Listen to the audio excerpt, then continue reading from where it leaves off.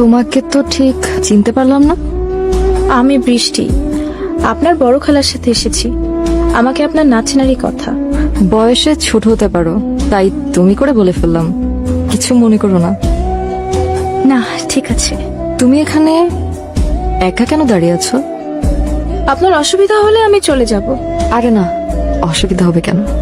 আমি শুধু জানতে চেয়েছিলাম। আসলে আমি এখানে আসতে চাইনি। আপনার বড় খালা আর আমার মা বান্ধবী বসার ঘরে মন খারাপ করে বসেছিলাম, তাই জোর করে এখানে পাঠিয়ে দিয়েছে। বিয়ে বাড়ির হইচই হট্টগোল আমার একটুও ভালো লাগে না। দুঃখিত। আমি আবার একটু সোজা সাপটা কথা বলি। বিয়েটা যেহেতু আপনাকে বলা একটু উচিত হচ্ছে না। আজ তো আপনার আনন্দের দিন। মন খারাপ কেন? বলা যাবে না। গোপন কিছু? আচ্ছা থাক, বলতে হবে না। গল্প শুনবে? রূপকথার রাক্ষস খক্ষসের গল্প না হলে শুনতে পারি। আমি যথেষ্ট বড় হয়েছি, ক্লাস 12-এ পড়ি। আচ্ছা বেশ। ওই ছেলেটাকে দেখতে পাচ্ছ? ওই যে ফুল দিয়ে স্ট্রেস সাজাচ্ছে, ও আমার প্রেমিক। ওর গল্পটা বলি।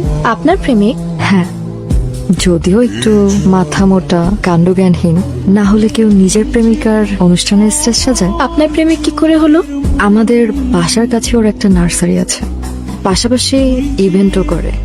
আমার কলেজে একটা নাচের প্রোগ্রাম ছিল, খোপার ফুল কিনতে গিয়ে ওর সাথে দেখা। আমাকে কিছু রজনীগন্ধা আর গ্ল্যাডিওলাস দিচ্ছি। আমার নেয়ার কথা ছিল রজনীগন্ধা আর গ্ল্যাডিওলাস, কিন্তু ও হয়তো জেনে বুঝেই আমার কেনা ফুলগুলোর সাথে কয়েকটা কাঠগোলাপ প্যাক করে দেয়। ও, কাঠগোলাপ? হ্যাঁ, সুন্দর কিছু কাঠগোলাপ। কেন দিল সে বিষয়ে ঝগড়া করার জন্য পরের দিন আবার ওর দোকানে যাই। এই যে তুই এখন এখানে দাঁড়িয়ে আছিস, রেডি হসনি? ওরা তো চলে আসছে বলে। ভালো লাগছে না মা। কেন তোমরা শুধু শুধু এত আয়োজন করতে গেলে? বলেছিলাম তো খুব সাদাসিধে ভাবে সব সারতে, কিন্তু না, তোমরা শুনলে না। এখন তাই বললে কি হয়? তুই আমার একমাত্র মেয়ে, এইটুকু আয়োজন তো করতেই হয়, তাই না? ওই যে ওরা চলে এসেছে। যাই, তাড়াতাড়ি তুই রেডি হয়ে নি, আমি ওদেরকে রিসিভ করে আসছি। আসো আসো, তাড়াতাড়ি আসো। আসসালামু আলাইকুম। ওয়ালাইকুম সালাম। কেমন আছেন? ভালো আছি বাবা, ওঠো ওঠো, সালাম করতে হবে না। আসো আসো আন্টি, বাবা, আপনি ব্যস্ত ভেতরে। হবেন না। তোমরা সবাই ভালো আছো? ভালো আছি আন্টি। আমাদের সুইট ভাবিটা কই? ও রেডি হচ্ছে। পরিচয় করিয়ে দিচ্ছি, ও হচ্ছে বৃষ্টি, শ্রীনোর কাজিন। আসসালামু আলাইকুম। ওয়ালাইকুম আসসালাম।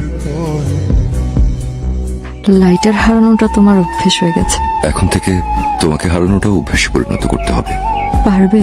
জীবনের পরিধিটাই যেখানে হাতের নাগালে, তখন আমার পারে না পারাতে কি এসে যায় তৃণ? অভ্যাস এমন এক রাস্তা যেখান থেকে ফেরত যাওয়ার জন্য কোনো খালি রিক্সা অপেক্ষা করে না। তুমি পায়ে হেঁটে সেখানে যতই ফেরত যাওয়ার চেষ্টা করো না কেন, দেখবে তুমি এক জায়গায় ঠায় দাঁড়িয়ে আছো। তোমার কি মনে হয় আমি ভালো থাকবো তোমাকে ছাড়া?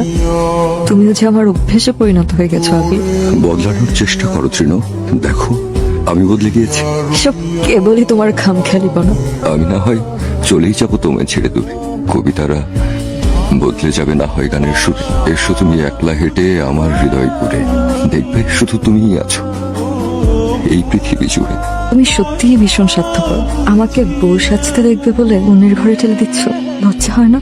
তৃণ, জীবন যখন আমাদের সাথে এত বড় প্রতারণা করে, তখন আমার এই ক্ষুদ্র স্বার্থপরতায় কিছু আসে যায় না। তৃণ, তুমি নিচে যাও, সবাই নিশ্চয় অপেক্ষা করছে তোমার জন্য।